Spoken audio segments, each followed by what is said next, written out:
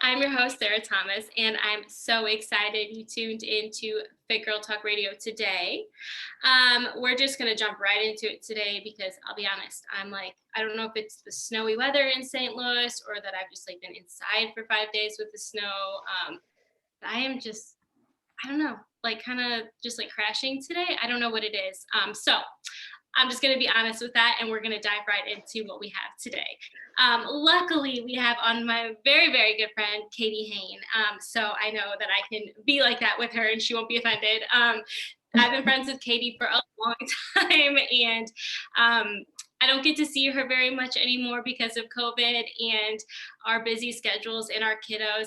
But I'll always love Katie so much, and she has a special place in my heart for so many reasons. So many reasons. So, without further ado, Katie, welcome. We had you on season 1, so tell us what's been going on since then.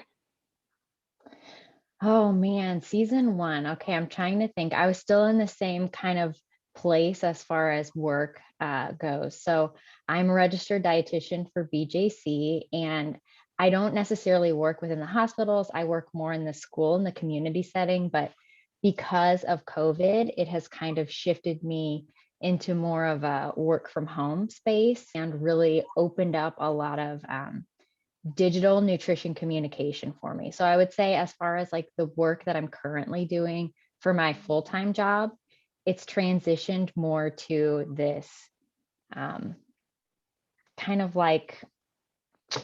nutrition communication online, more of this virtual world. So that's been really fun. Still working at, in the fitness field, doing some personal training and teaching at Cycle Bar. So I dabble in a little bit of everything, always fitness, always nutrition. Okay, so tell them what's really going on. I'm also pregnant. So second time around. So this time is definitely a lot different than the first time. I was I say this with both pregnancies because it's true, but I feel like I was a little bit in denial. I was like, I feel great, that first pregnancy was so easy. I didn't even really feel pregnant until 30 weeks or so. And then I was like, okay, yeah, I'm pregnant. I got to do things slower. This time around, it's been it's just more work, more exhausting up front. I had more, nausea in the first half. So it's definitely been an adjustment of my energy levels, and, working from home is not helping that situation. So I just kind of take it week by week, and do what I feel is best for my body. And how old is your daughter now? She is 3, almost 3.5. So that adds to the tiredness as well. Yeah, So she keeps me busy. yes. So while we're on this topic, I wanted to touch on a question that I had personally of what you're doing differently from this pregnancy versus your first. Obviously, your pregnancy feels different, like you just said. But as far as Mhm. fitness and food and supplements and things, does that feel Mhm. different the second time around? Yeah, and some of it's by choice and some of it's not by choice. So I'm a huge note taker, journaler, as you know. And the first time around, I could kind of look back and see, I was not doing as much cardio. I was probably doing cardio maybe twice a week and more strength training, probably 4 or 5 times. Not like it was intense or anything, but just more of that strength training side of things. And my tolerance for protein was a lot higher. So those were the two things that really stick out to me. This time around, I'm doing way more cardio, partially by choice and partially because that's just my new schedule. So now I'm doing cardio probably 4 times a week instead, just because of the classes that I'm teaching. But also my body, it's when you try to lift weights or do something strenuous, it just causes me to be more nauseous. So it's easier to do cardio. I feel like if I get kind of into a groove with cardio that doesn't make me feel sick, and I'm able to do that. And with the protein, like the first trimester, I was just like, didn't anything to do with chicken, like couldn't do it. And now, I can add a little bit more, but it's definitely not as much protein as I was doing with the first pregnancy. Go to the doctor and I'm low in iron. So I'm taking iron supplements this time around as a result of that. So just kind of little differences that I notice. Oh my God, when I was pregnant, I wanted nothing to do with protein. like you put any meat in front of me and I was like, no thank you, just cheese and bread please. And Yeah. I do remember towards the end though, could I I really think that like by the end, my body was, and I say the end, like heading into the third trimester, obviously feeling Hmm. good at that time anyway in your pregnancy, but I feel like my body was like, okay, I need some meat, and I could not like stop craving like red meat at the very end. It was like I needed like Yeah. beef and steak, and like I was like eating like so much of it. So I feel like by then my body was just like, give me it, I need it. Hmm. I feel like your body just, if you listen, it'll tell you what you need, Yes. My thing right now is like I cannot take a shower without having a drink with me. It's like I want to drink all the shower water. I'm deathly thirsty. And so I looked this up because I was like, is there something wrong with me? Like, is this a normal amount of water? And during your second trimester is when you create like the majority of your amniotic fluid and just your fluids increase in general. So it makes sense that I like want to drink the whole shower when I get in. That is so funny. Pregnancy is so weird. Okay, but that's not why we're here today. Yeah. I just wanted to touch on that.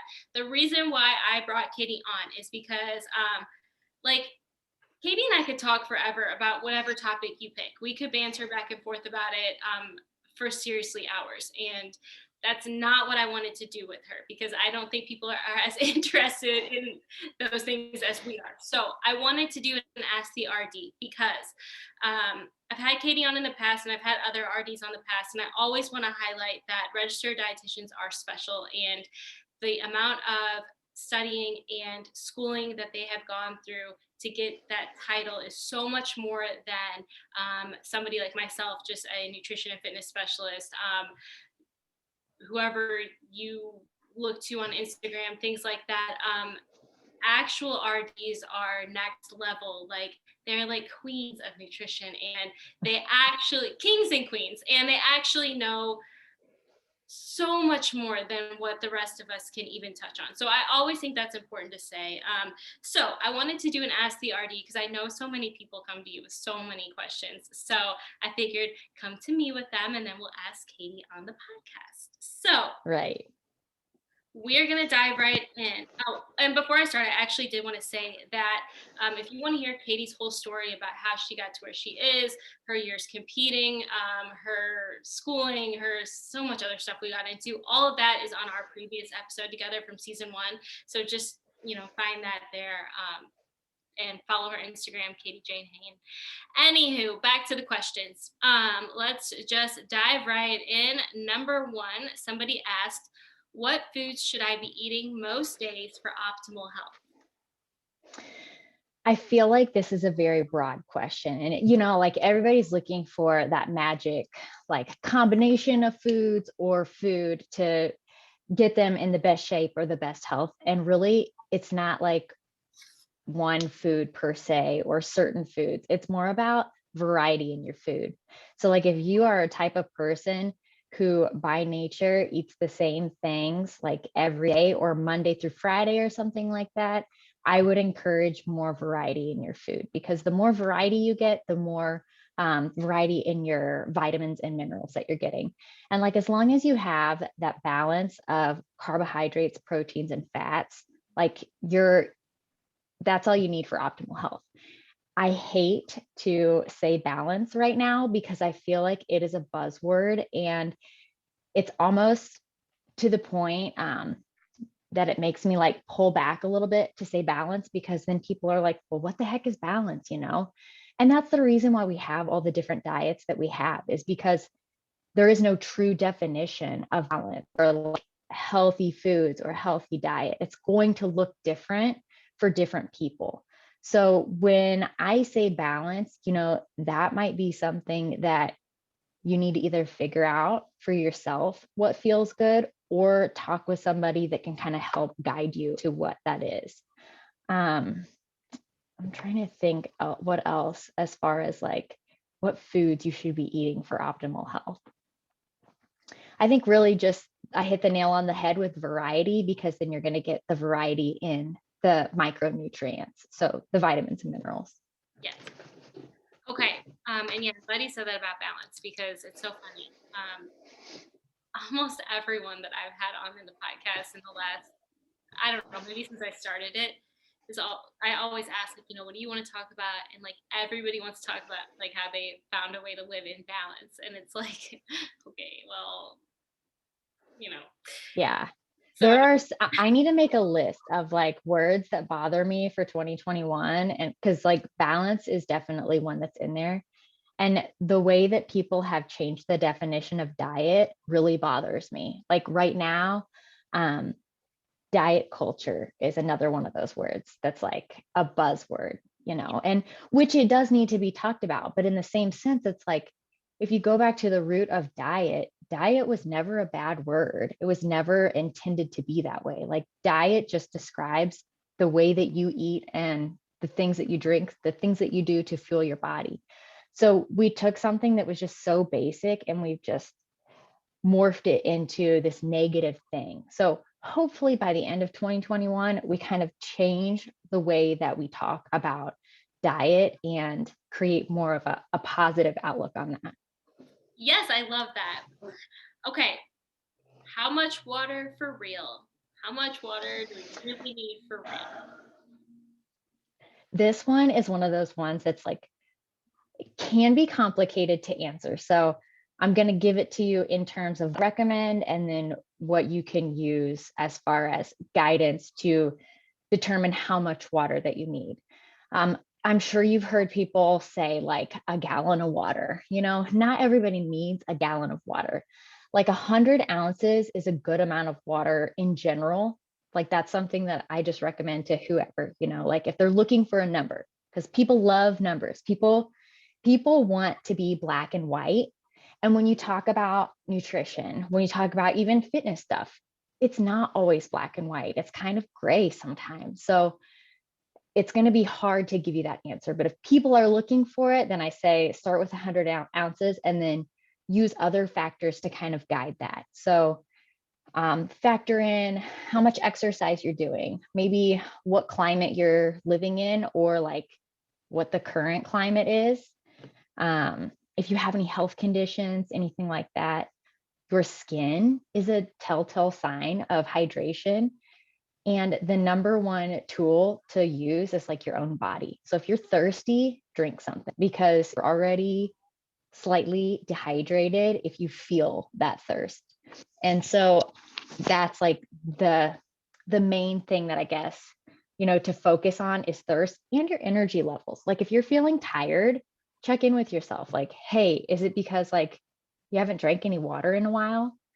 So those are the things that I look for. Also, remember you can get hydration through foods.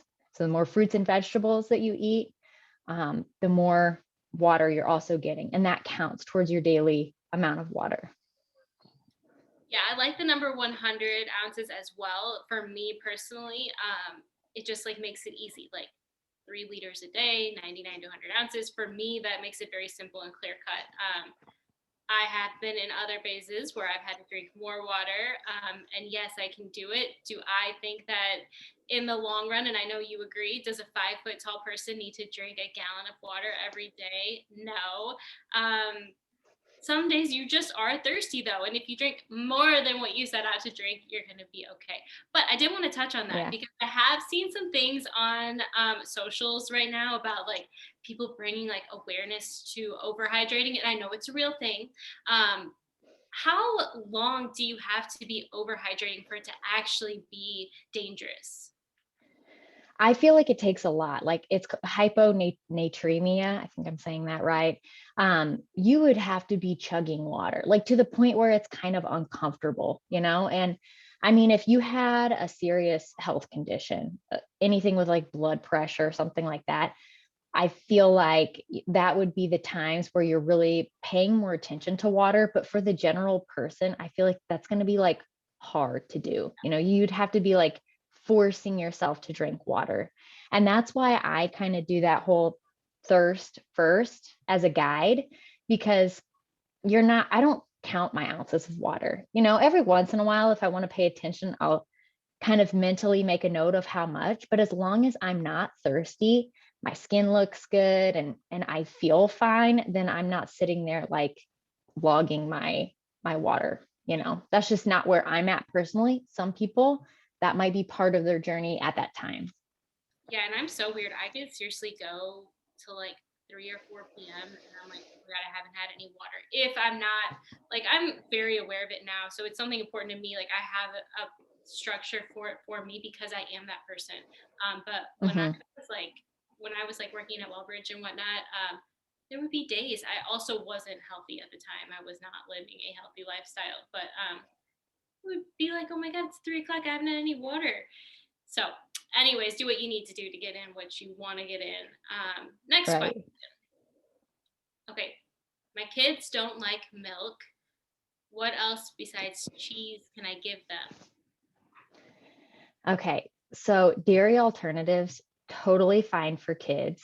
Um, when it comes to like they don't like it, there's a difference between like not liking it and like having like an intolerance or an allergy to it.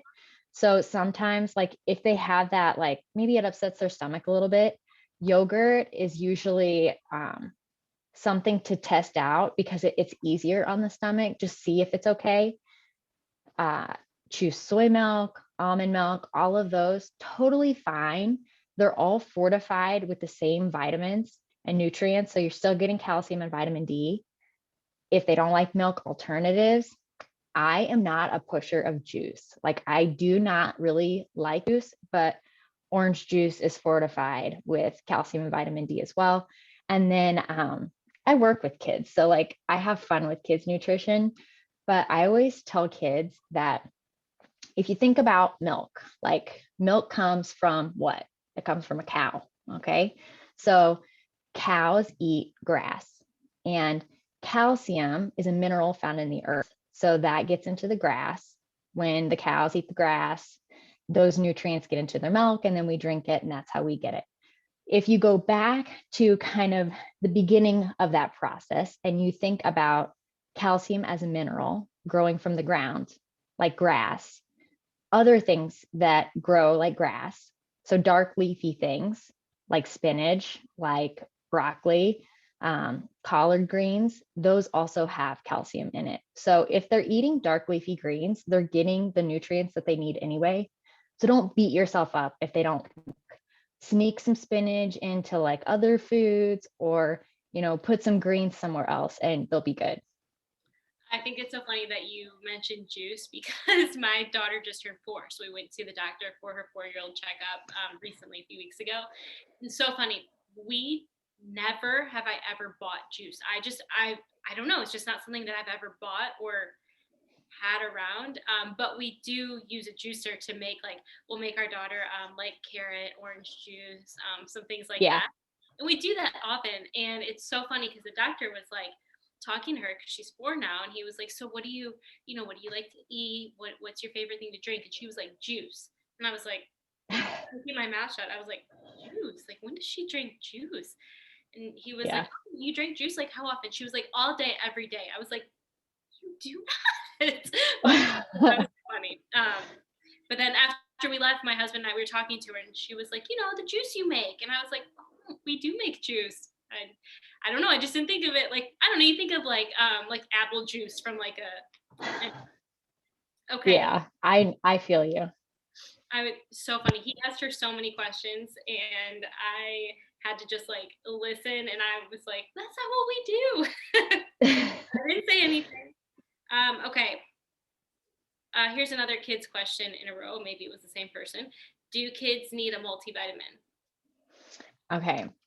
Um, I have I don't know, like a weird relationship with supplements sometimes. I'm not a supplement pusher, but I'm never going to say supplements are bad, because supplements are definitely necessary or they wouldn't be around.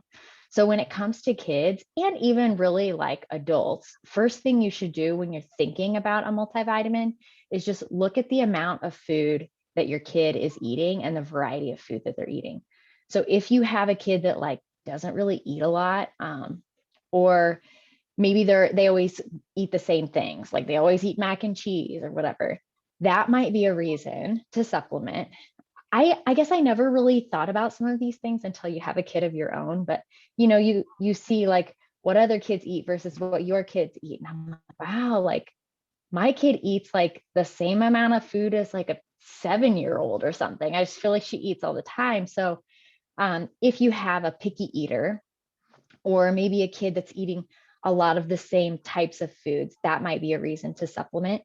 You can also look at, speaking of what foods they eat, take a look at the nutrients that are in those foods.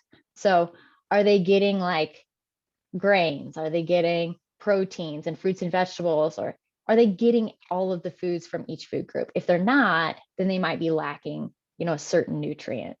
And that would be a reason to add a supplement. So my third point, I guess, about supplements would just be make sure they're safe, check and make sure they're tested and it's something that you trust. Yes. Um, is collagen a complete protein? No, it is not. Um, I love collagen. It's good for your skin. It's good for your joints and tendons. It's not a complete protein. It's missing tryptophan and something else, methionine, I think. So that makes it, not a complete protein. There's two ways that you can go with this. Does it matter that it's not a complete protein? No, not really in the grand scheme of like your whole day. If you're getting a variety of proteins, you're going to get those other essential amino acids from other proteins. So, whatever. If you're really focused on like sports performance, I would maybe not do it as a post workout protein.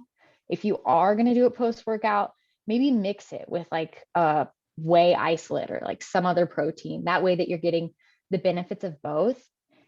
It would be really good pre-workout with a little bit of vitamin C. So like maybe you had it and you had like fruits or vegetables too, because that helps the absorption, and you're kind of like priming your tendons and your ligaments and your joints for the exercise that you're getting ready to do. Good. Moving right along. If I take a vitamin D supplement, do I need to be taking magnesium too? If so, what kind? Okay, so vitamin D is like super popular right now because multiple reasons. It's just like a hot topic right now because of COVID. Um, People are taking more of it, and we have become aware that we're, as Americans, more deficient in it. So much so that they've, on the new food label, if you look at the nutrient panel at the bottom, now it says vitamin D, calcium, vitamin D, potassium, and iron. It used to be vitamin A and vitamin C. We're doing great getting those, so they changed them so that we could focus on this. So I see the need to supplement vitamin D, super important. Magnesium does help with the absorption of it, which if you think about magnesium, it's a mineral. It helps with like nerve and muscle functions. So if you have a lot of like muscle cramps, maybe, add some magnesium. Magnesium is found in things like pumpkin seeds, almonds, cashews. If you're not getting a lot of those, that might be another reason to add magnesium into your diet. And let me think here, as far as what kind, whatever kind you tolerate the best, like me personally, I like the little drinks. I can't think of the name. It's like Vitality something, but it's like a powder you mix in to your drinks and you can drink it that way. Anything that's not a pill, I'm like, okay, I'll take that instead. So really whatever you're going to be consistent with. Yeah, the calm is good. I like that, and I do like to have that before bed. Sometimes I don't do it all the time. I go in flows, like waves with it. More when I'm like pushing more weight in the gym and actually like doing a lot of hard training. I like to have Yeah. it. Right now I'm not doing that, and I'm also out of it. So it'll probably be a little while before I get back Yeah. on again.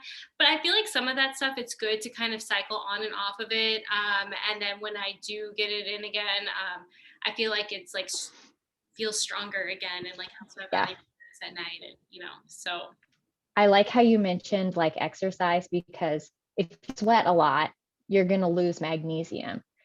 So if you're doing something where you are sweating a lot, like you're in an intense training routine or whatever, then definitely like to supplement magnesium is not going to hurt you. next question. Are powdered greens worth it? Okay.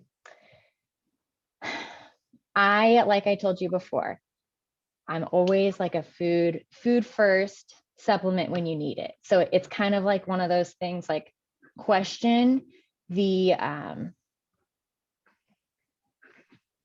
I don't know how to say, like quality, I guess. Question the quality of the food that you're currently eating. Like, are you getting a wide variety of fruits and vegetables? How many are you getting?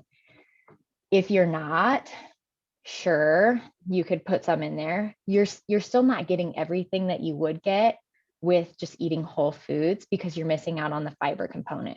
So like every supplement that you look at, it's not going to be like the exact same as eating food. There are some supplements that are better, like some vitamins and nutrients that are even better in supplement form versus food form. So like, for example, for me, I'm pregnant. I eat tons of vegetables.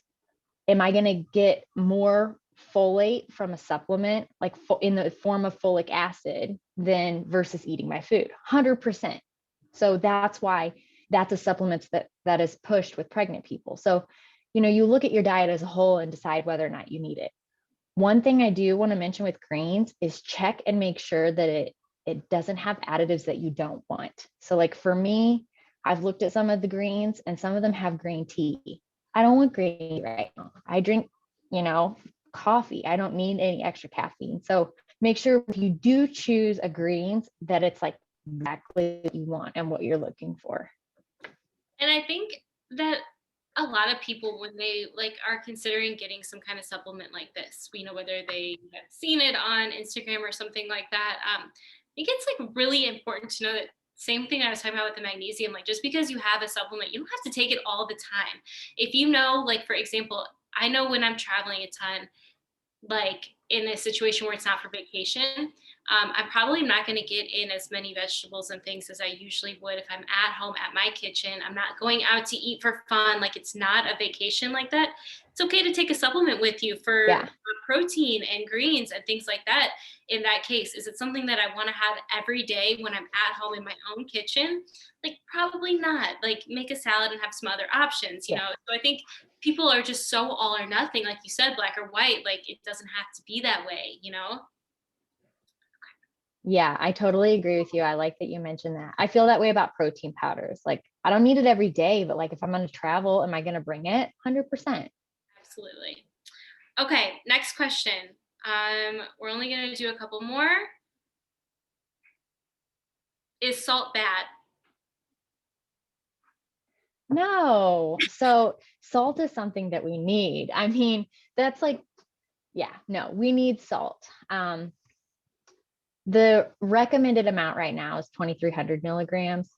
So like that's your average or max kind of, and then you can go below that. Like a low sodium diet would be like 1,500 milligrams of sodium. And I'm a very visual person. Like sometimes when we're talking about food, numbers just like don't translate until you know like the portion size. Or so 2,300 milligrams is about a teaspoon of salt. If you can imagine, like in your kitchen baking, that's not a lot. And like if you're eating a lot of processed foods, like you're eating breads and crackers and cereals and ready to eat meals that haven't been prepared by, like a company that cares about that, there's going to be sodium in there. So do we need to add extra sodium? Meh, not really. Just watch your sodium. If you're eating a lot more whole foods, sprinkling some salt on is not going to hurt you.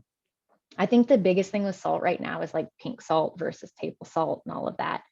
But honestly, the mineral difference is like so minimal. It doesn't even matter. Just look for salt that has iodine in it. Yes. Okay. I like this question. Are there really benefits to red wine? Yes, resveratrol is the antioxidant in red wine that has been shown to like help with, cardiovascular health. There have been studies in rats, and I'm always like cautious with studies in animals or rats, just because like that doesn't necessarily mean it's going to translate to like the human metabolism, but it had shown skeletal muscle strength improvement. So I don't really think, like, I'm not telling you like go drink a glass of wine and then try to lift weights and you're going to get stronger or anything like that. But I thought that was interesting. Overall, though, um, it's the what is it? Something in the skin of like the grapes that they use to make red wine has the micronutrients in it that are beneficial to our heart health. So yes, it has been studied and it is proven. So it's not the red wine, the alcohol part, it's the antioxidants found in the grapes, probably is more what they're referring. Correct. Okay. Yep. Okay, And you Katie, can separate that too. how? What do you You mean? don't have to drink wine to get Okay, that. right. Like you can get like, yeah. Yes, you can just eat some fruits, some berries or grapes. Okay, so Katie, there was a few more questions, but I don't like to take these too long. So before we wrap up, I do know that you wanted to offer a giveaway to listeners. So I'll have you touch on what you're giving away, and then I'll say how they can get it. All right. Well, I am going to give away one free nutrition consult. So I do one-on-one nutrition consulting on the side. And that is something that, I'll always be passionate about. I like helping people on an individual basis. So I am going to give that away. And if you want to enter to win that, all of the details will be on our Instagram at Big Girl Talk Radio. Like I said, make sure you follow Katie at Katie Jane Hoehn. But I'll tag all of her socials in the description of this podcast and how to win. So, Katie, thank you so much for your time. Thank you for your knowledge. I always love having you on, and I love to see your face. And I know I'll have you on again soon. So, thanks. Thank you.